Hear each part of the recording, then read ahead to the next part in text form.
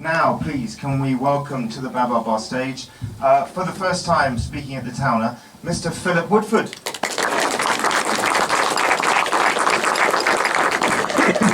Thank you, Tim. I have a little bit of prep to do as well.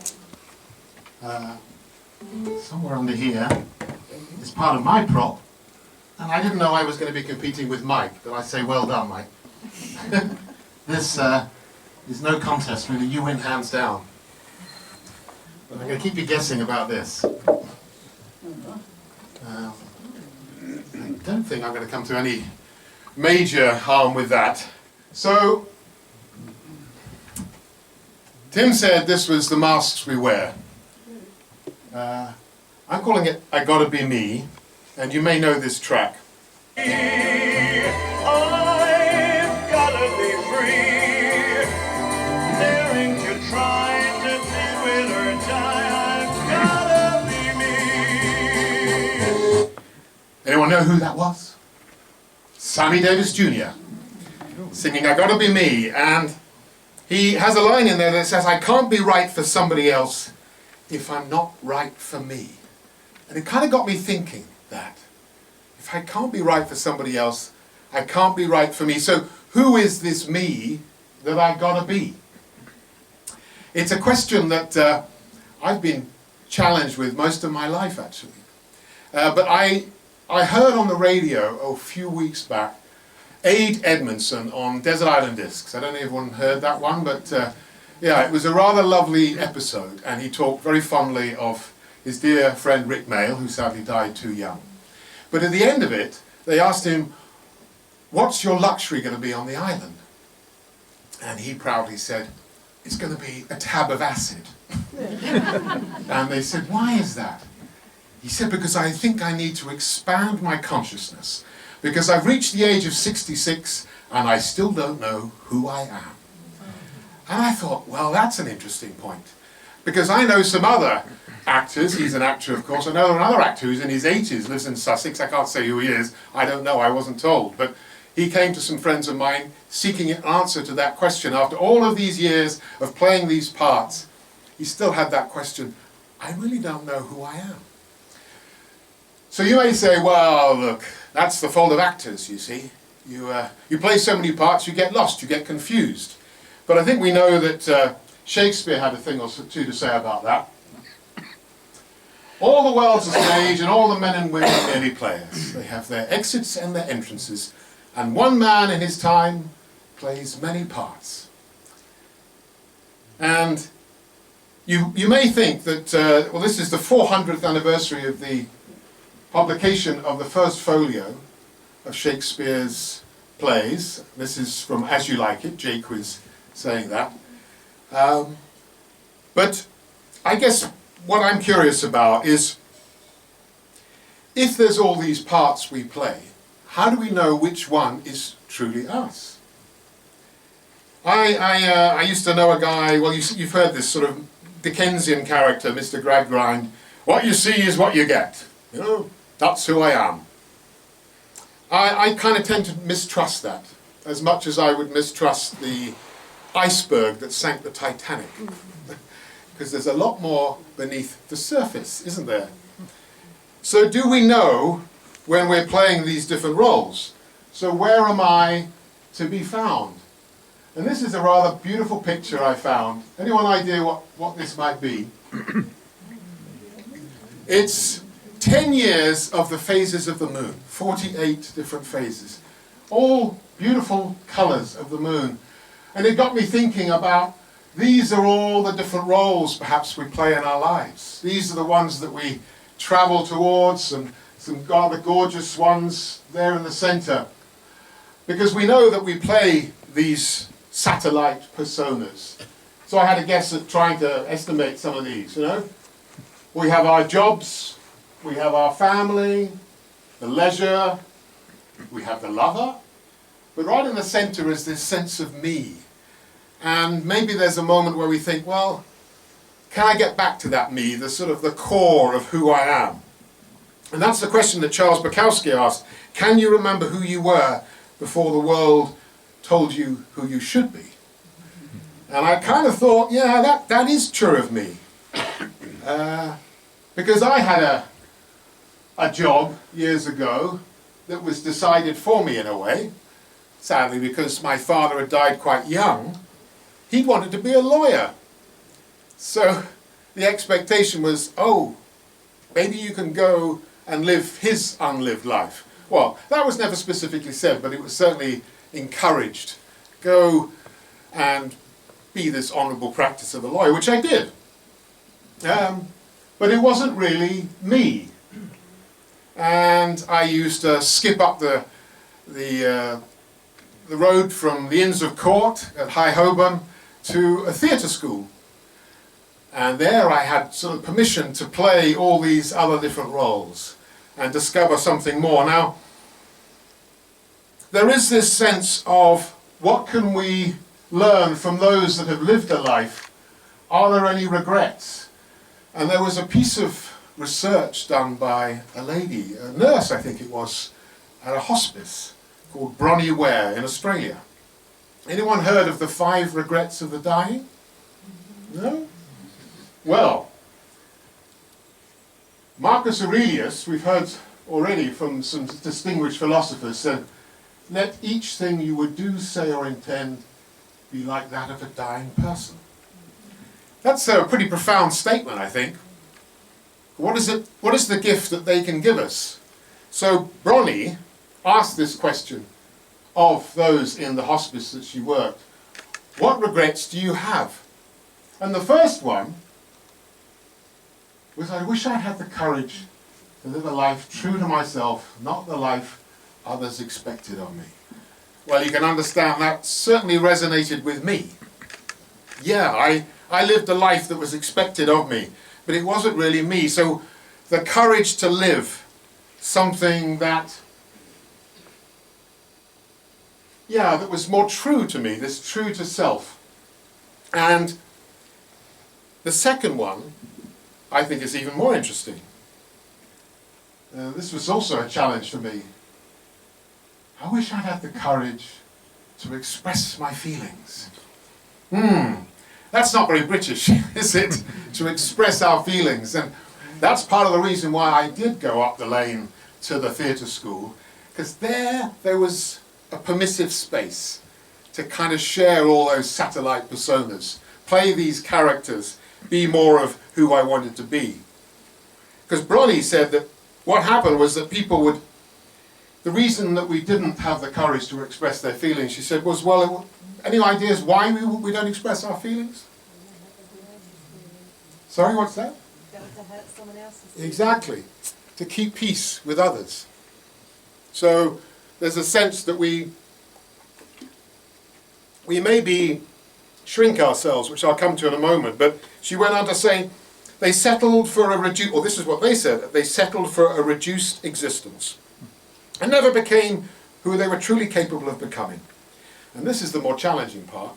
They developed some illnesses relating to the bitterness and resentment they carried as a result. Now that's quite unsettling, I know, to think that something would come from this abandonment of self, this, at its worst, a kind of betrayal of self. James Joyce created a character called Mr. Duffy. I don't know if you know that. He said this character lived a short distance from his body, which I've always liked that phrase. How do you do that? A short distance from the body. Well, what he's really saying is that he was uncomfortable to say those feelings. And Matthew Arnold, a 19th century poet, wrote a poem called The Buried Life, some of which is here. The nameless feelings that course through our breast, they course on forever unexpressed. And long we try in vain to speak and act our hidden self, and what we say and do is eloquent, is well, but 'tis not true. So even then he knew that there's something that we betray of ourselves, yes, to keep the peace, to get on.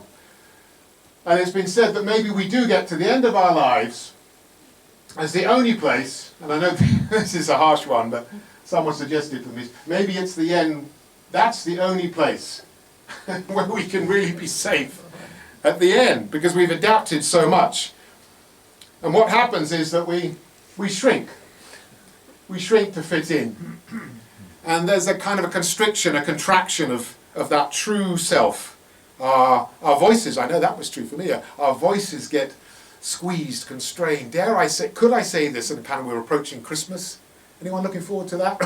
Or is that one of those moments, oh no, okay, we'll have to get through this. I can't say what I really want to say. Just keep the peace. Yeah? And I have a theory now. Agavar Soleimani had a theory. I thought, well, I'm going to have a theory tonight as well. Because some of this, we got some, I'm a baby boomer, which sort of pitches me a bit, sort of when is that, 46 to 64. Do we have any before that? Silent generation, it was called?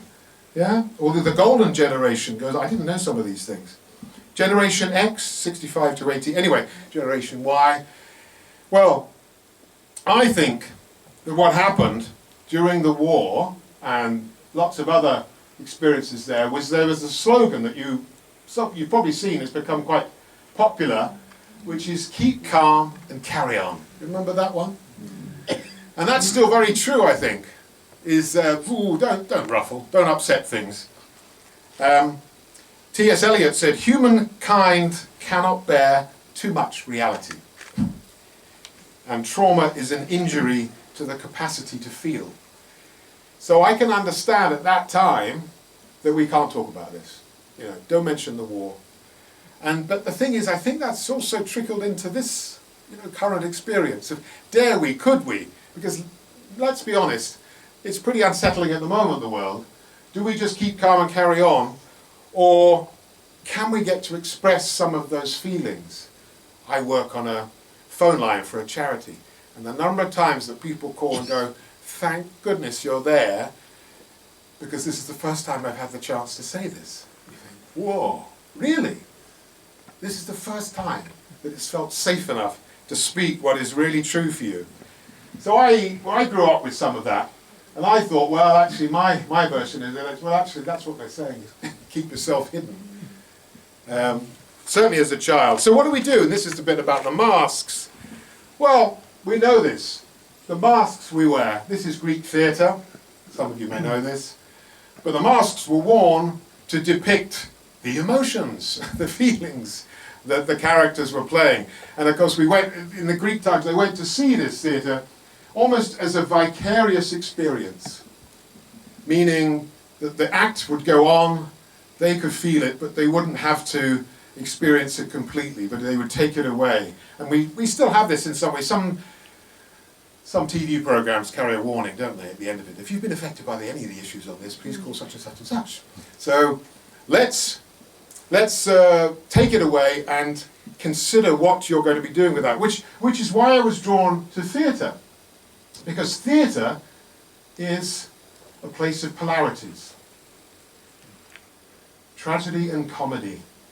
The world is full of paradoxes, polarities, isn't it? There's night and day,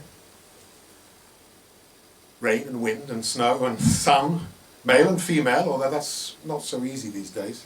But I found it a safer place to express more of who we are. In fact, Laurence Olivier, I found this lovely quote from him in the 70s.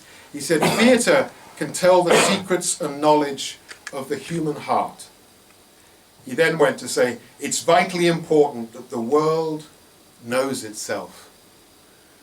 And I thought, what is this concept of the world knowing itself? That's us. We're the world. We're the ones that have to know ourselves. And I kind of considered at the time that theatre can sometimes be more real or feel more real than real life. Because at least you get permission to go and experience that contrast. So, theatre needs conflict, it needs drama. It would be very boring if everyone was getting on. You wouldn't come to watch it. It's got to have some light and shade. But it's been said that until we have met the monsters in ourselves, we keep trying to slay them in the outer world. So kind of what that says is that we'll go on, in psychological language, we'll go on projecting it outward because we don't really want to spend any time or impulse to look at that. But as an actor, and you may appreciate this too, that we surely love a villain, or playing a villain, the monster we'd rather see up on a screen, and here we are in a cinema. And I remember this too, and any actor will tell you, it's great fun playing a villain. And the reason is because you get to play with all those lovely, uncomfortable feelings. And I remember as a child going to watch this film. Anyone remember this one? Goldfinger. Yeah.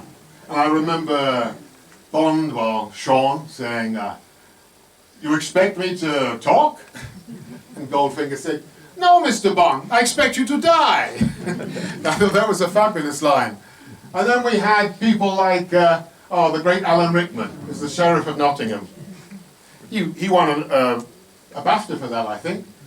Lines like, "Loxley, I'm going to cut your heart out with a spoon." And Christmas is cancelled. Things like that. That was still fun, maybe more of a pantomime villain, but then this was more sinister, yeah. So, Lecter, people surely remember the line he had. "I ate his liver with some fava beans and a nice Chianti." Thank you. So they get to play that. We also enjoyed, the Joker. Maybe this is getting a little bit more current, in the sense of the mental destabilization. A line from that is, "I used to think my life a tragedy, but now I realize it's a comedy." So that was said in there. Now, a little bit of trivia for you, which you probably may know, but Gert Froh, the guy who played Goldfinger, was also in a favourite movie from my memory, or my childhood, Chitty Chitty Bang Bang. Who was the villain in Chitty Chitty Bang Bang? The child catcher. The child catcher. Oh my God, Robert Helpman. What a tour de force that was. Wow. And the poor children, that frightened me for weeks. The idea that he would come and snatch you, and the idea that they all got put in the cellar, which is kind of this shadow psychological method of, we don't want to hear from children, push them away. Yeah? So that was a very strong memory from childhood, that we put them away. So what does this all mean for us in living this? Well, you're going to see this in a minute, but there is this idea of balancing the opposites. As Jung would call it, holding the tension of opposites. And my idea was that, what do actors do? They walk the boards. They tread the boards. And I found a scaffold board the other day. And I thought, well, if we're treading the boards, we have to understand what it is to hold this tension. And coming back to the sense of self, the parts of us who we are. Oh, sorry, I should say, this was one of the other regrets of the dying. I wish I'd let myself be happier. And that still stymies me. So what stopped you? What stopped you? Now, you might think, well, do we think it's not going to last? Something's coming around the corner? There's a beautiful poet called Anne Sexton, Pulitzer Prize-winning poet, who said, there is a fear that I will be found unsightly if I show my feelings. And Francis Weller, who wrote a book called The Wild Edge of Sorrow, he went to an African village, and there was a beautiful lady who was so joyous. He was so taken with this lady, and asked through the interpreter, "Why is it you're so joyous?" And the lady replied, "Because I cry a lot." And I thought that was really rather remarkable. And he said, where in the culture, in our country, could we do that? to go to a place and be supported and held where I could feel these feelings, the payoff being that she's so joyous. So treading the boards is like coming home to ourselves. At the center are these different aspects of opposites. So here's me still in the middle, coming home, but we've got these polar opposites of fear, anger, empathy, unfeeling. You can think of any other opposite. But the idea is that we have to kind of hold this center. Oh, this is where it gets here. So standing here and holding this balance between these two. And I know from my own experience that Fear is often masked by anger, as is grief. I'd rather not feel those, so I'll be angry instead. And here we are in a world where if I'm not feeling, can I empathize? Can I really understand what someone else is feeling if I won't feel it myself? So the challenge is, can we come to ourselves and experience the wisdom and the love that sits at the core of who we are? And I think we would all agree it is there, but too often we get pulled in these other directions. And to journey from one side to the other is essential. If we are to fulfill, and this is Martha Graham, beautiful choreographer, that there is a vitality, a life force that is translated through you into action. And because there is only one of you in all time, this expression is unique. And this is the peacock, obviously, but maybe not as brightly as we would normally expect. And perhaps that's a suggestion that sometimes in our lives, maybe we don't show all the colours that are available. They are there. And I'm going to finish almost with the words, it's not a downer, but George Alagayer's memorial was this week, wasn't it? Did anyone hear that? And he wrote some words that Sophie Rayworth read. He said, if you haven't already told the people you love that you love them, tell them. If you haven't already told them how vulnerable you sometimes feel, tell them. And I thought, yes, George, that's a mission to carry forward. So I'm going to, if I can, just finish off with a little bit more of Sammy Davis. Here it is. For somebody else, if I'm not right for me, I gotta be free. I just gotta be free. Daring to try to do it. Big finish coming. That's the ask. I gotta be Thank you.